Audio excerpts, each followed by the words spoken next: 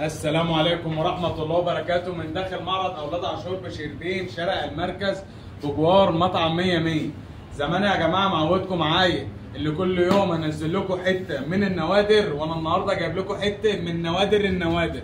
اللي جايب لكم عجلة يا جماعة النهاردة 20 ياباني، بتتسمى 20 بناتي وبتتسمى 20 اي 20 وخلاص، انتوا عارفوا انتوا بتسموها ايه. المهم يعني العجله ديت عجله بسم الله ما شاء الله تحفه، بتقدمها لنا شركه فولكس. العجله دي يا جماعه ليها دينامو امامي اللي هو مولد كهرباء، حاجه بسم الله ما شاء الله تحفه.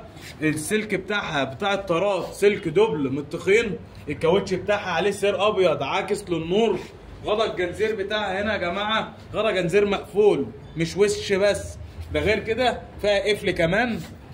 العجله دي يا جماعه تمتاز عن اي عجله، اللي الحماله بتاعتها حماله مجوز كبيره، لما تشيل عليها حاجه ما تلاقيش العجله بتقع منك لا يمين ولا شمال، العجله ثابته عندك.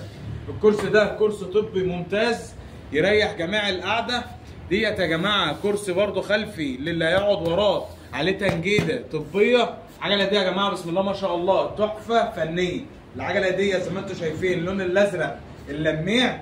العجله دي داخل معرض اولاد عاشور بشربين شارع المركز بجوار مطعم 100. وما تنساش كلمه السر، مدحه فتح الله بقت ابلكاشه خشب الله.